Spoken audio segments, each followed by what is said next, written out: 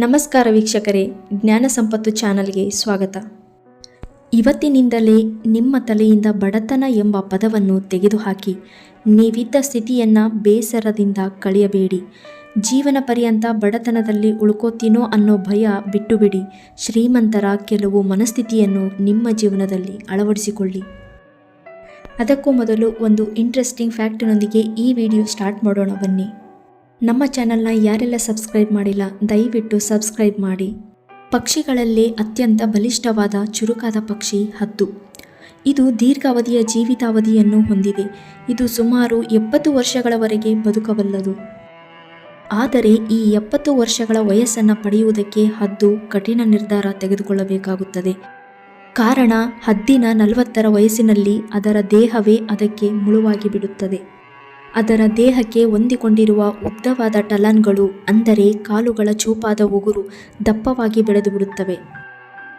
ಈ ಟಲನ್ಗಳ ಕೆಲಸ ಏನೆಂದರೆ ಆಹಾರವನ್ನು ಬೇಟೆಯಾಡುವುದು. ಆದರೆ ಇನ್ನು ಮುಂದೆ, ಅಂದರೆ 40ರ ವಯಸ್ಸಿನಲ್ಲಿ ಈ ಟಲಾನ್ಗಳು ಬೇಟೆಯನ್ನು ಹಿಡಿಯಲು ಸಾಧ್ಯವಿಲ್ಲ. ಜೊತೆಗೆ ಅದರ ಉದ್ದವಾದ ಮತ್ತು ಚೂಪಾದ ಕೊಕ್ಕು ಬಾಗುತ್ತದೆ. ಇನ್ನು ಅದರ ವಯಸ್ಸಾದ ಮತ್ತು ಭಾರವಾದ ರೆಕ್ಕೆಗಳು ಹದ್ದಿನ ಎದೆಗೆ ಅಂಟಿಕೊಂಡಿರುತ್ತದೆ. ಇವುಗಳಿಂದ ಹಾರಲು ಕಷ್ಟವಾಗುತ್ತದೆ. ಹದ್ದಿಗೆ ಬದುಕುವ ಹಂಬಲವಿದೆ. ಆದರೆ ಹದ್ದಿನ ಮೈಮೇಲಿರುವ ಈ ಟಲನ್ಗಳು, ಕೊಕ್ಕೆಗಳು, ರೆಕ್ಕೆಗಳು ಅದರ ವಯಸ್ಸನ್ನು ಕುಗ್ಗಿಸುತ್ತವೆ.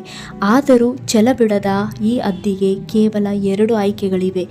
ಒಂದು, ಸಾಯುವುದು. ಇನ್ನೊಂದು, 150 ದಿನಗಳ ಕಾಲ ನೋವಿನ ಬದಲಾವಣೆ ಪ್ರಕ್ರಿಯೆ ಮೂಲಕ ಹೋಗುವುದು. ಅಂದರೆ ಅದರ 40 ವರ್ಷಗಳ ವಯಸ್ಸಿನಲ್ಲಿ ತನ್ನ ದೇಹವನ್ನು ದಂಡಿಸುತ್ತದೆ. ಇನ್ನುಳಿದ 30 ವರ್ಷಗಳ ಕಾಲ ಜೀವನವನ್ನು ಆರಂಭಿಸುತ್ತದೆ. ಅಂದರೆ ಹದ್ದು ಇಲ್ಲಿ 2ನೇ ಪ್ರಕ್ರಿಯೆ ಆಯ್ಕೆ ಮಾಡಿಕೊಳ್ಳುತ್ತದೆ. ಈ ಪ್ರಕ್ರಿಯೆಯಲ್ಲಿ ಹದ್ದು ಪರ್ವತದ ತುದಿಗೆ ಹಾರಿ ಹೋಗಿ ಅಲ್ಲಿ ಗೂಡಿನ ಮೇಲೆ ಕುಳಿತುಕೊಳ್ಳುತ್ತದೆ.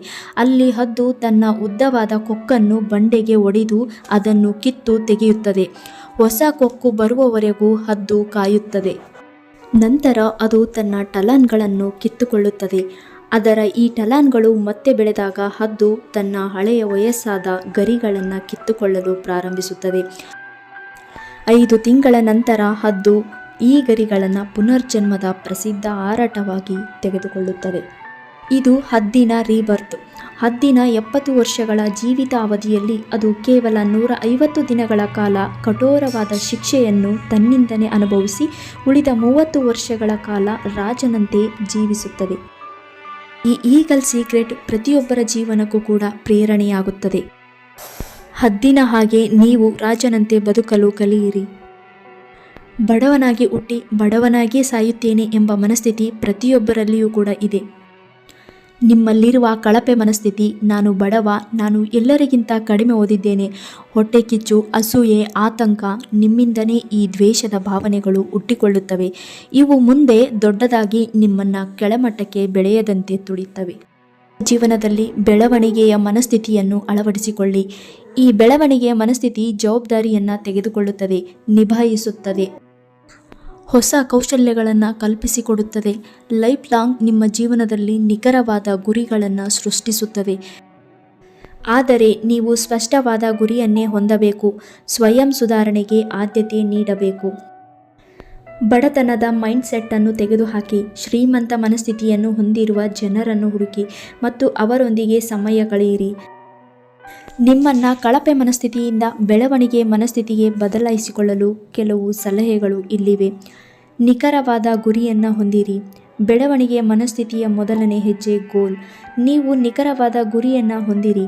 ಈ ಗುರಿಗಾಗಿ ಯೋಜನೆಯನ್ನು ಮಾಡಿ. ದೊಡ್ಡ ಯೋಜನೆಯಲ್ಲಿ ಸಣ್ಣ ಸಣ್ಣ ಯೋಜನೆಗಳನ್ನಾಗಿ ವಿಂಗಡಿಸಿ.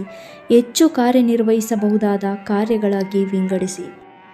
ಬೆಳವಣಿಗೆ ಮತ್ತು ಪಾಸಿಟಿವಿಟಿನ ಬೆಂಬಲಿಸುವ ಜನರನ್ನು ಸೇರಿ. ಪಾಸಿಟಿವ್ ಆಗಿ ಯೋಚನೆ ಮಾಡಿ. ಎಲ್ಲವನ್ನು ಪಾಸಿಟಿವ್ ಆಗಿ ರಿಸೀವ್ ಮಾಡಿ. ಜೀವನದಲ್ಲಿ ಆಗುವ ತಪ್ಪುಗಳಿಂದ ಪಾಠ ಕಲಿಯಿರಿ. ಅದನ್ನು ರಿಪೀಟ್ ಆಗದಂತೆ ತಡೆಯಿರಿ. ನಿಮ್ಮಲ್ಲಿರುವ ಕೆಟ್ಟ ಅಭ್ಯಾಸಗಳನ್ನು ತೆಗೆದುಹಾಕಿ. ಖಂಡಿತ ಯಶಸ್ಸು ನಿಮ್ಮದಾಗಿರುತ್ತದೆ. ಈ ವಿಡಿಯೋ ಇಷ್ಟವಾಗಿದ್ದರೆ ಲೈಕ್ ಮಾಡಿ, ಶೇರ್ ಮಾಡಿ, ಸಬ್ಸ್ಕ್ರೈಬ್ ಮಾಡಿ. ಇನ್ನಷ್ಟು ಒಳ್ಳೆಯ ಮಾಹಿತಿಯೊಂದಿಗೆ ಮುಂದಿನ ವಿಡಿಯೋದಲ್ಲಿ ಸಿಗೋಣ. ಧನ್ಯವಾದಗಳು.